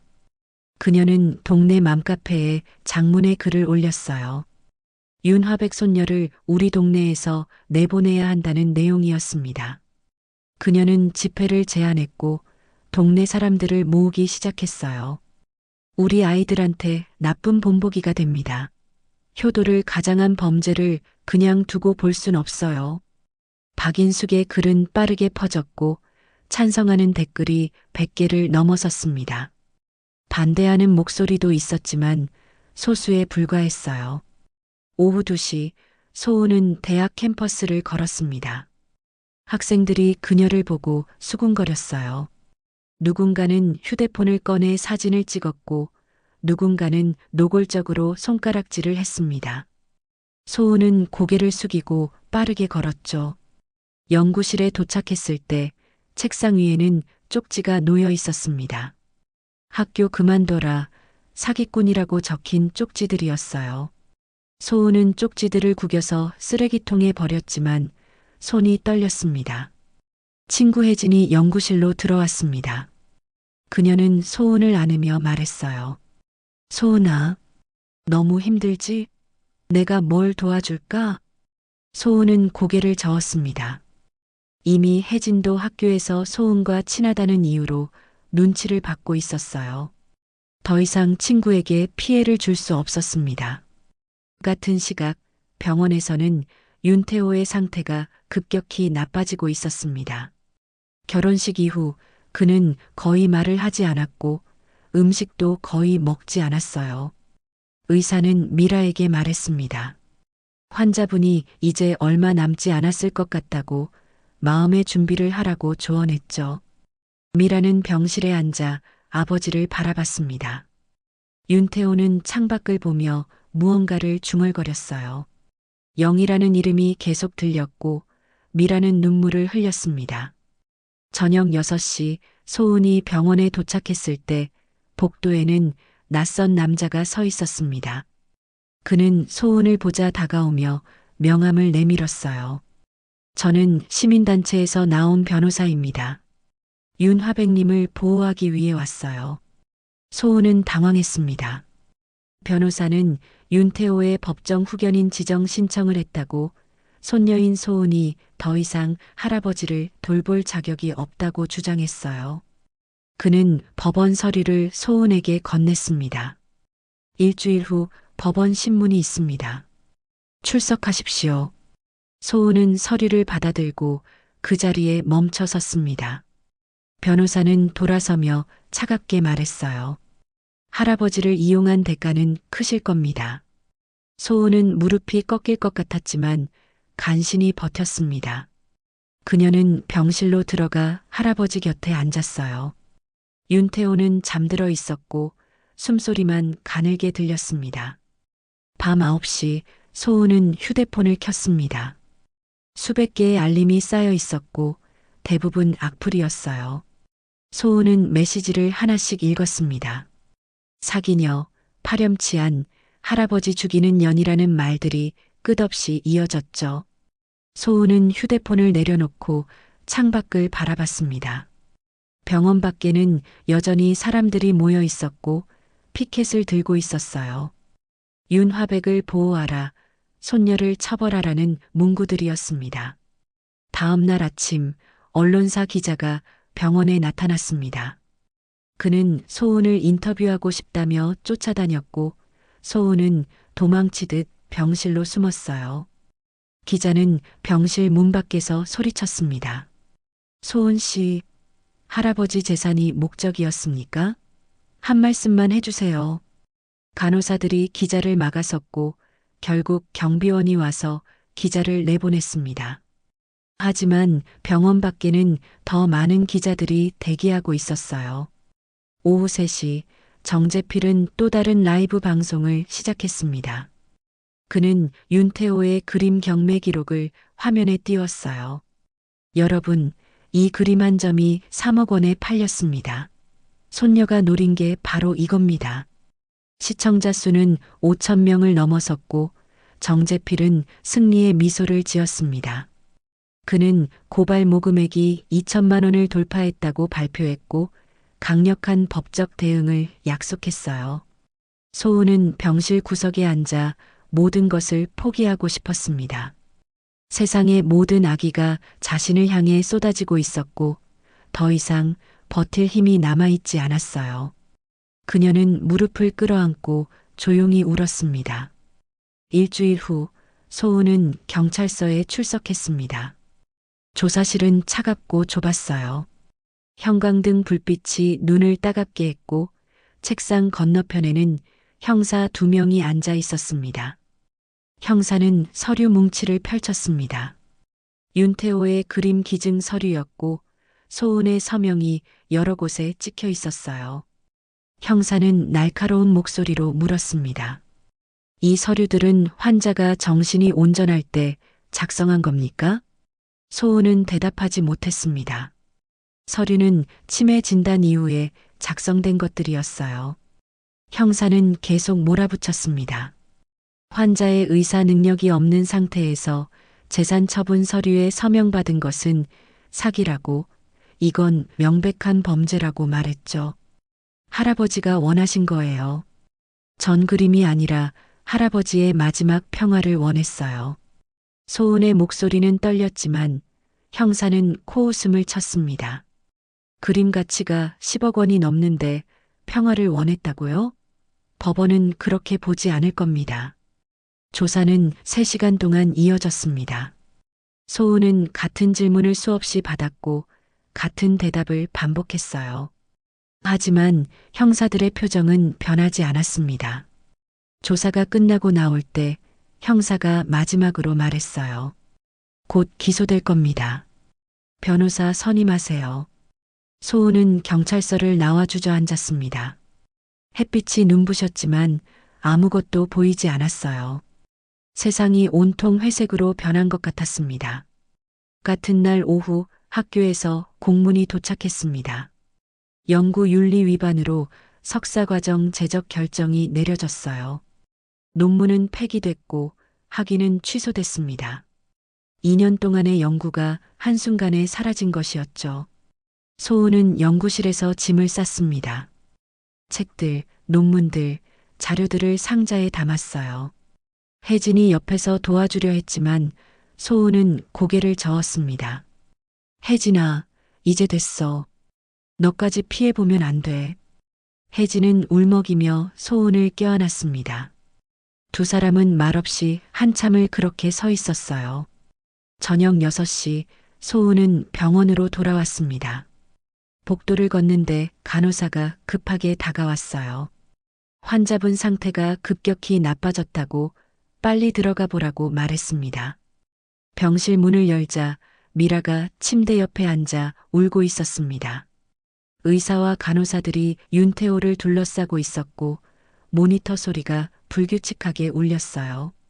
윤태호는 산소 마스크를 쓰고 있었고 눈을 감고 있었습니다. 소은은 침대로 달려가 할아버지의 손을 잡았습니다. 차갑고 축축한 손이었어요. 소은은 떨리는 목소리로 불렀습니다. 할아버지, 저예요, 소은이에요. 윤태호는 천천히 눈을 떴습니다. 하지만 그의 눈동자는 완전히 흐려져 있었고 초점이 없었어요. 그는 소은을 바라봤지만 알아보지 못했습니다. 당신은 누구시죠? 그 한마디가 소은의 가슴을 찔렀습니다. 할아버지가 자신을 완전히 잊어버린 것이었어요. 영희도 소은도 드레스도 결혼식도 모두 기억에서 지워진 것입니다. 의사가 조용히 말했습니다. 말기 치매의 마지막 단계라고, 이제는 아무것도 기억하지 못한다고 설명했어요. 소은은 무릎이 꺾여 바닥에 주저앉았습니다. 할아버지, 저예요. 손녀 소은이에요. 우리 결혼식 했잖아요. 하지만 윤태호는 고개를 돌리고 눈을 감았습니다. 더 이상 반응이 없었어요. 소은은 할아버지의 손을 놓지 못하고 계속 붙잡고 있었지만 그 손은 점점 차가워져만 갔습니다. 밤 10시 윤태호는 조용히 숨을 거뒀습니다. 모니터에서 긴 신호음이 울렸고 의사가 사망 시각을 기록했어요. 미라는 아버지의 손을 잡고 울었고 소은은 그 옆에서 말없이 무릎을 꿇고 있었습니다. 간호사가 조용히 소은에게 다가왔습니다. 환자분이 마지막까지 평화로우셨다고 소은 씨 덕분이라고 위로했어요. 하지만 소은은 아무 말도 하지 못했습니다. 할아버지는 자신을 알아보지 못한 채 떠났습니다. 결혼식도 드레스도 약속도 모두 잊은 채 세상을 떠난 것이었어요. 소은이 감수했던 모든 비난과 희생이 무의미해진 순간이었습니다. 다음 날 아침 정재필은 윤태호의 사망 소식을 듣고 라이브 방송을 시작했습니다. 여러분, 윤화백이 어젯밤 돌아가셨습니다. 손녀의 사기극 때문에 편히 가시지도 못하셨어요. 그의 목소리는 흥분돼 있었고 댓글은 폭발했습니다. 손녀가 죽인 거다. 처벌해야 한다는 댓글들이 쏟아졌어요. 박인숙도 동네 맘카페에 글을 올렸습니다. 결국 돌아가셨다고 손녀 때문에 편히 가시지도 못했다고 적었어요. 댓글에는 장례식장에 가서 항의하자는 의견까지 나왔습니다. 소은은 장례식장 준비를 도왔습니다.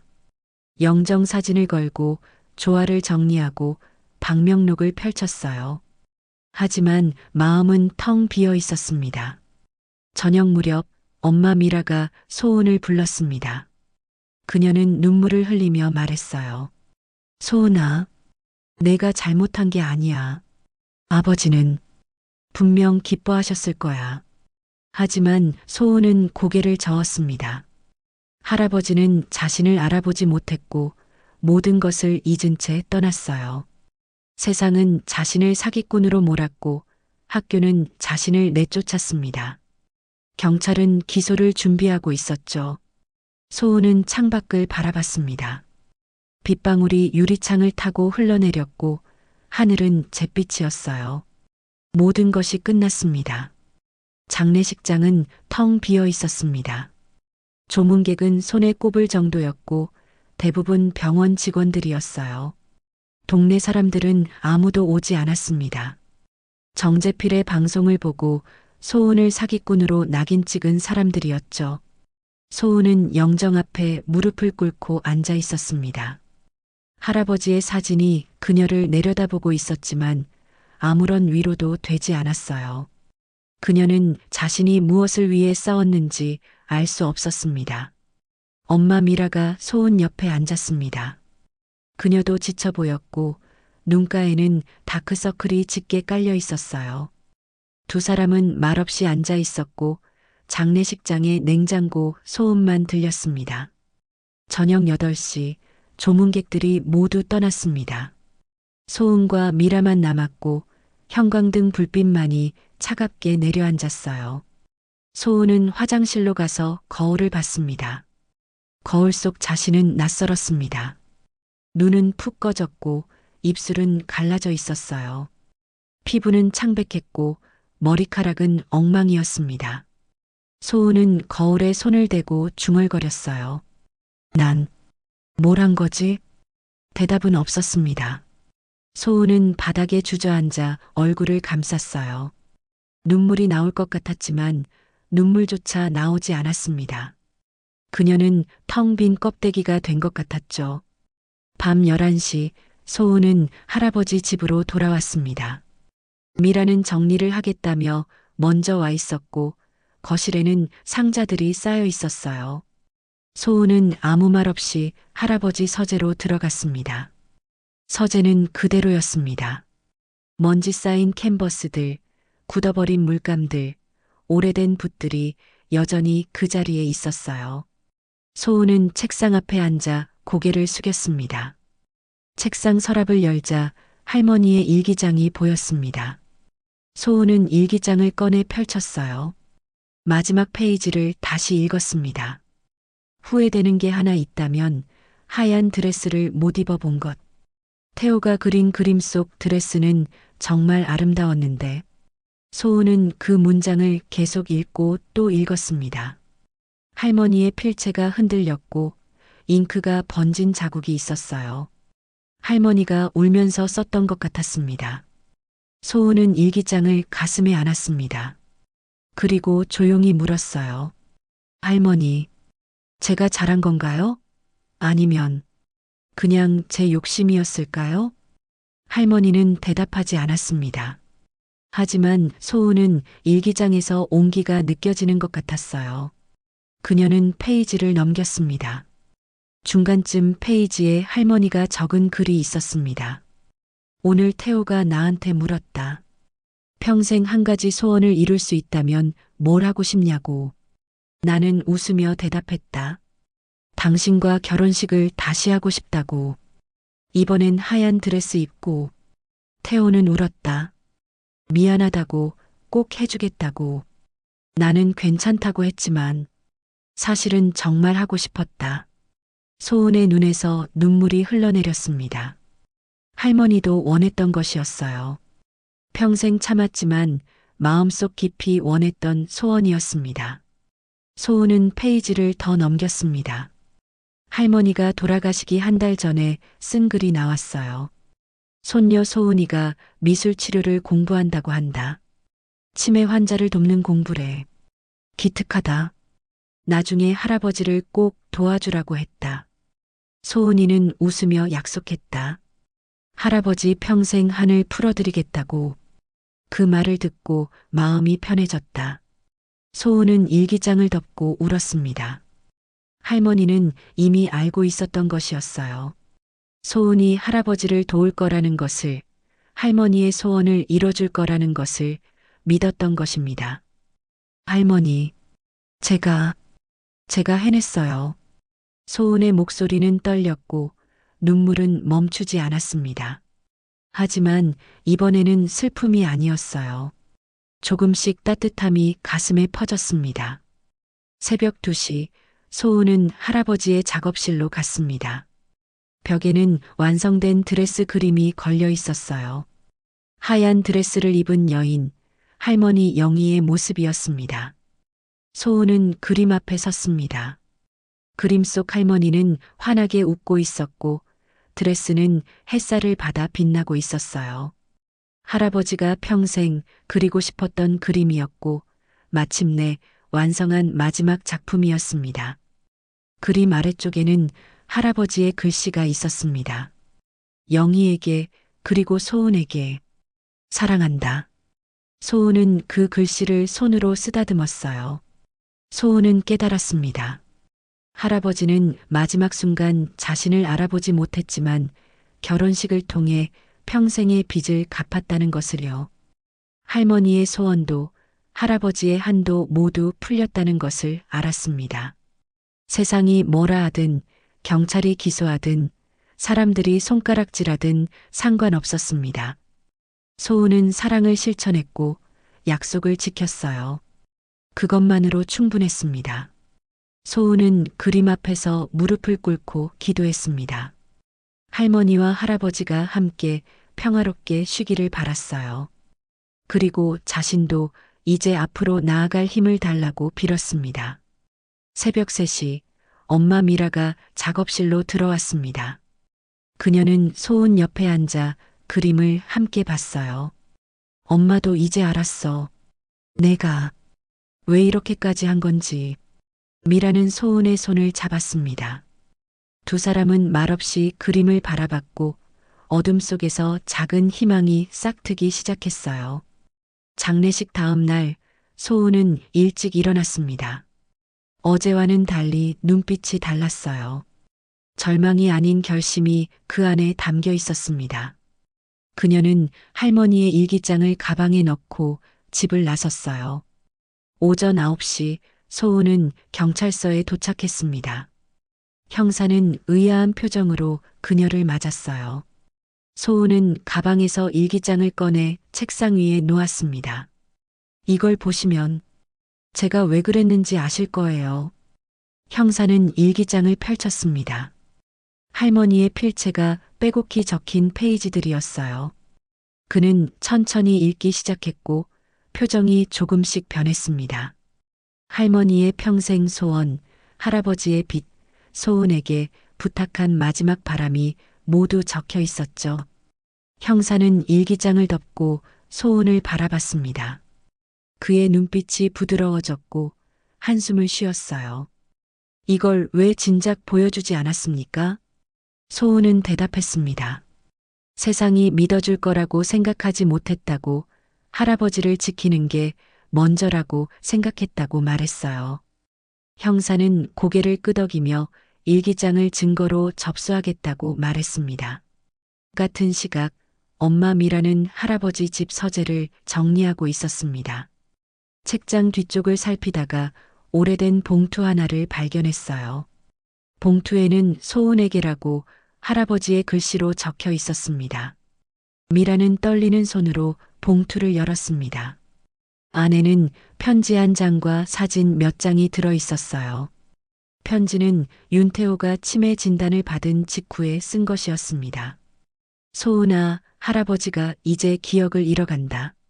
하지만 한 가지만은 잊고 싶지 않다. 할머니에게 하얀 드레스를 입혀주지 못한 것. 내가 미술 치료를 공부한다고 했을 때 할아버지는 희망을 가졌다. 내가 할아버지의 마지막 소원을 이뤄줄 수 있을 거라고 믿었다. 세상이 뭐라 해도 내가 한 일은 옳은 일이다. 사랑한다, 할아버지가. 미라는 편지를 읽고 눈물을 흘렸습니다. 아버지는 이미 알고 있었던 것이었어요. 소은이 무엇을 할지, 어떤 희생을 할지 모두 알고 있었던 것입니다. 미라는 곧바로 소은에게 전화를 걸었어요. 오전 11시 소은은 할아버지 집으로 돌아왔습니다. 엄마는 편지를 건네며 울고 있었고 소은은 편지를 읽으며 함께 울었어요. 두 사람은 서로를 껴안았고 오랜 시간 그렇게 있었습니다. 소은아, 우리 아버지한테 사과하러 가자. 그리고 세상한테 진실을 알리자. 미라의 목소리는 단호했습니다. 소은은 고개를 끄덕였고 두 사람은 계획을 세우기 시작했어요. 오후 2시 박인숙은 동네 카페에 앉아 있었습니다. 정재필의 새 영상을 보고 있었지만 표정이 복잡했어요. 어제 미라에게서 온 문자 메시지가 계속 머릿속을 맴돌았습니다. 미라는 어머니 영희의 일기장 사진을 보내왔고 몇 페이지를 캡처해서 보여줬어요. 박인숙은 그 내용을 읽고 충격을 받았습니다. 영희가 평생 품었던 소원, 소은에게 부탁한 마지막 바람이 모두 적혀 있었죠. 박인숙은 휴대폰을 내려놓고 한숨을 쉬었습니다. 자신이 너무 앞서 나갔던 것 같았어요.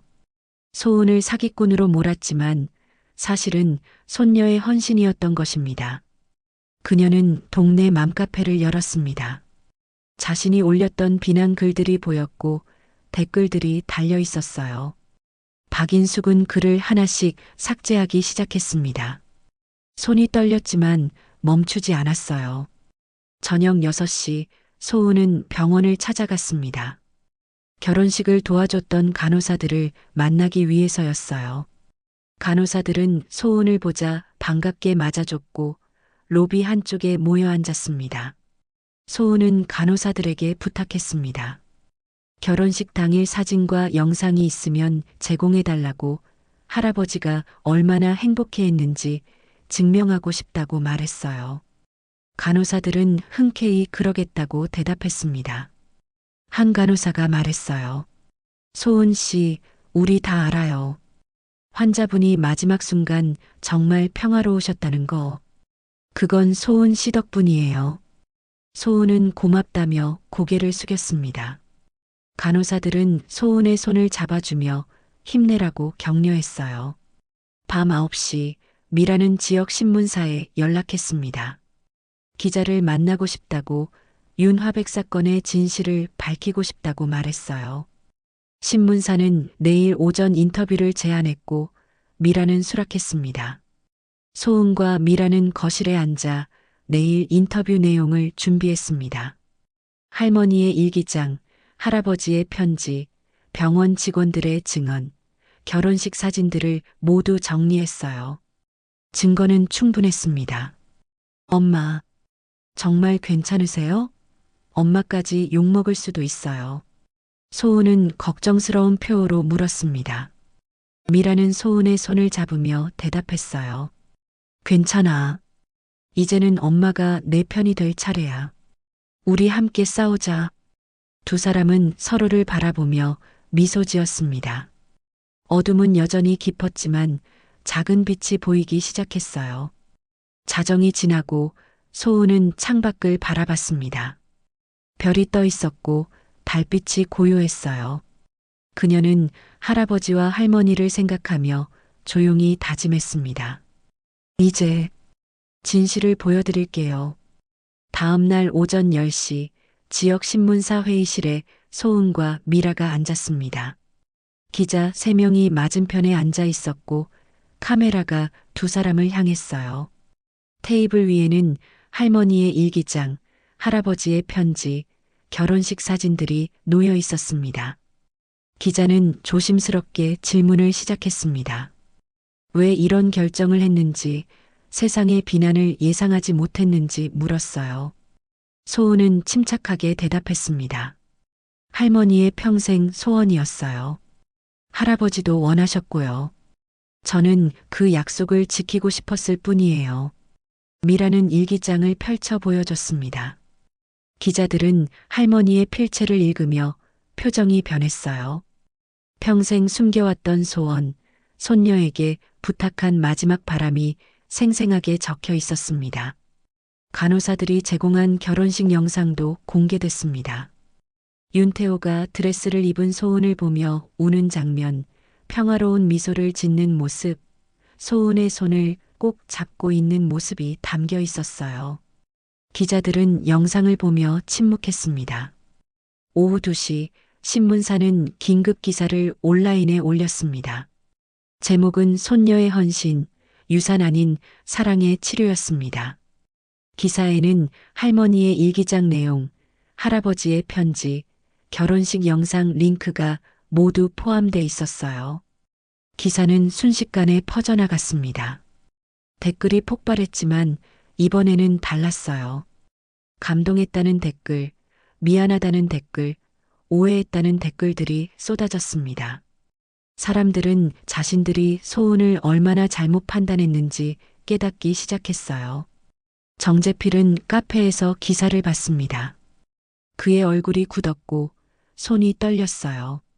유튜브 채널 댓글창에는 비난이 쏟아지고 있었습니다. 사과하라는 댓글, 책임지라는 댓글, 구독 취소한다는 댓글들이 끝없이 올라왔죠. 정재필은 떨리는 손으로 라이브 방송을 켰습니다. 시청자 수는 10,000명을 넘어섰고 댓글은 그를 향한 공격으로 가득했어요. 여러분, 제가 잘못 봤습니다. 진심으로 사과드립니다. 그의 목소리는 떨렸고 얼굴은 창백했습니다. 하지만 댓글은 용서하지 않았어요. 사과로 끝날 일이 아니라는 반응이었고 누군가는 법적 책임을 물어야 한다고 주장했습니다. 박인숙은 교회에 앉아 기사를 읽고 있었습니다.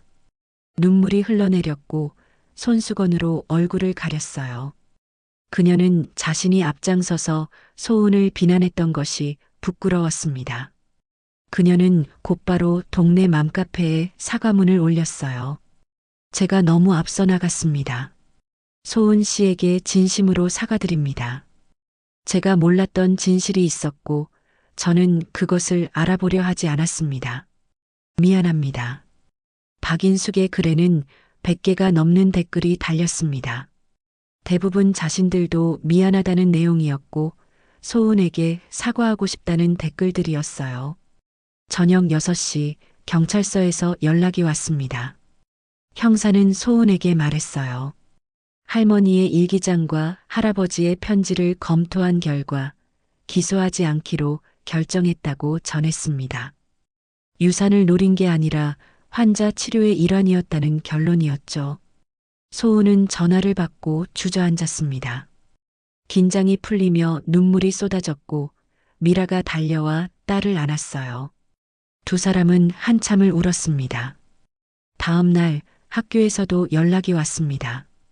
징계위원회가 재심사를 진행한다고 신문 기사를 바탕으로 연구윤리 위반이 아닐 가능성을 검토한다고 알려왔어요. 지도교수는 다시 한번 미안하다며 최대한 도와주겠다고 약속했습니다. 일주일 후 소은은 할아버지 묘소를 찾았습니다. 할머니와 나란히 묻힌 묘비 앞에 꽃을 놓았어요. 그녀는 무릎을 꿇고 조용히 말했습니다. 할아버지, 할머니, 세상이 이제 알았어요. 우리가 무엇을 했는지, 왜 그랬는지. 이제 편히 쉬세요. 바람이 불었고 나뭇잎이 바스락거렸습니다. 소은은 그 소리가 할아버지와 할머니의 대답 같았어요.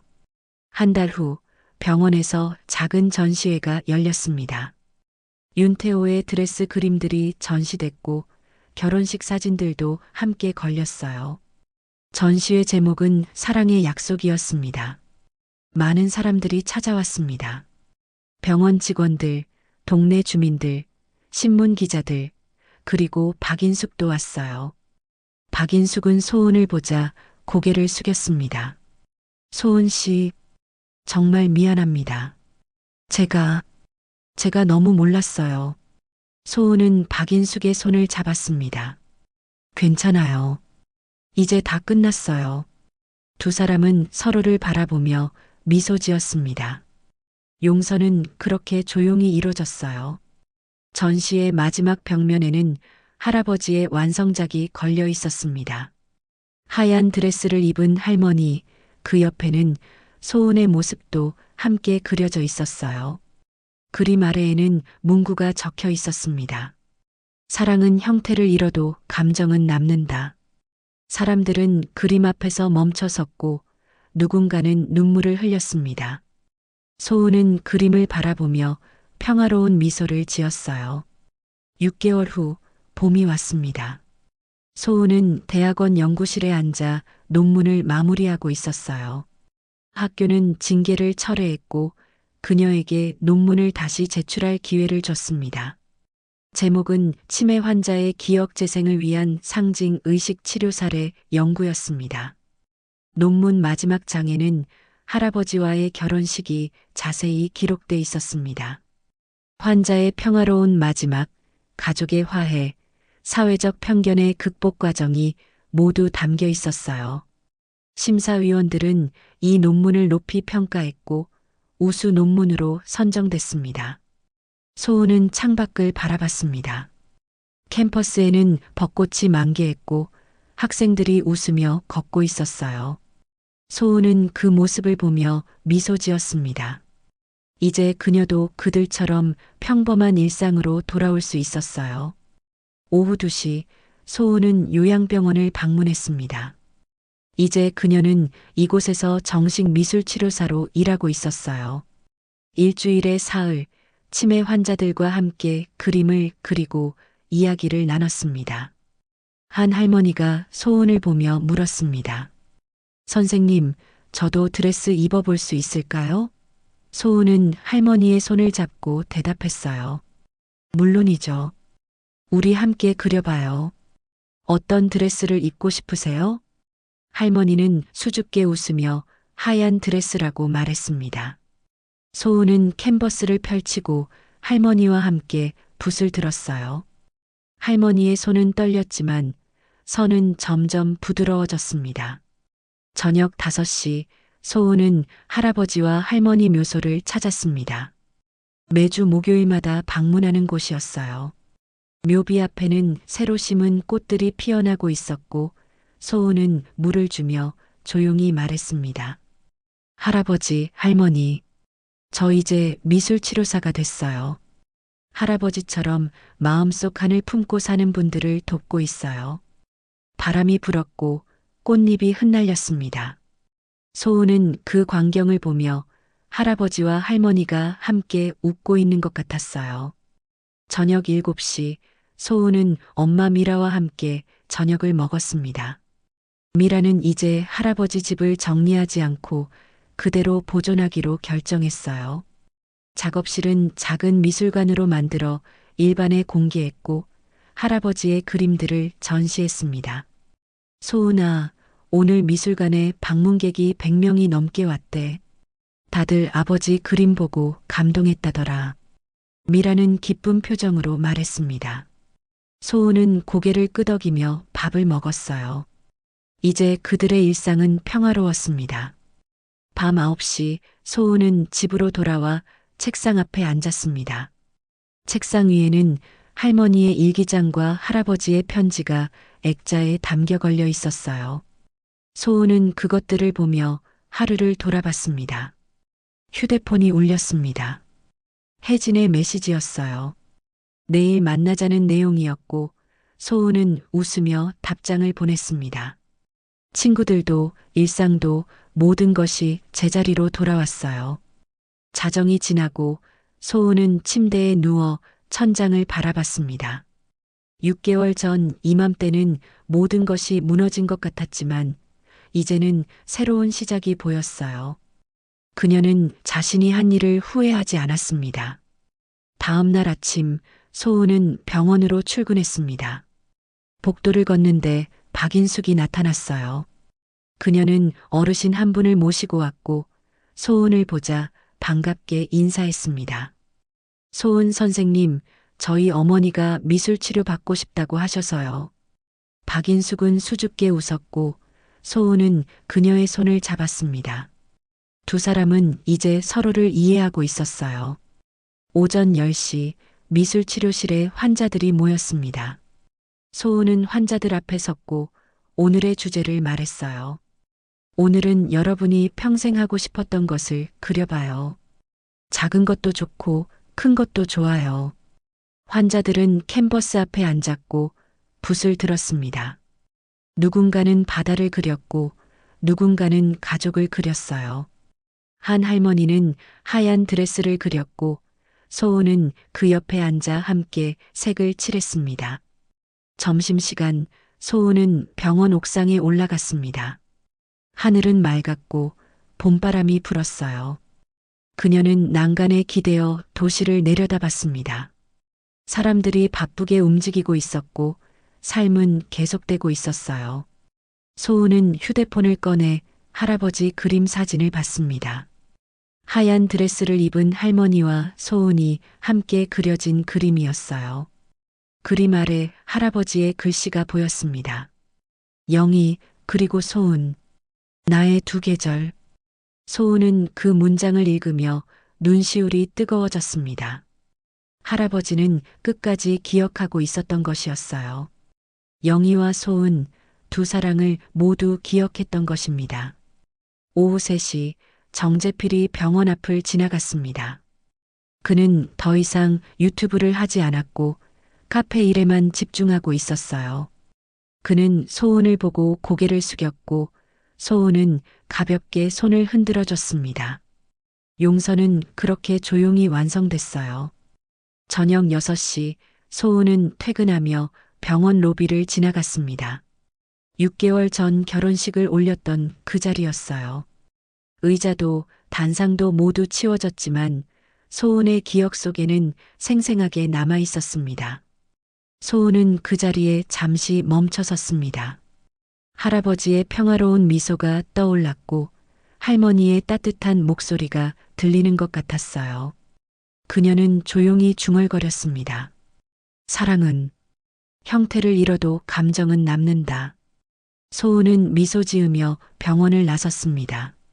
저녁 햇살이 그녀를 비췄고 길 위에는 봄꽃이 흩날렸어요. 그녀는 앞을 향해 걸었고 발걸음은 가벼웠습니다.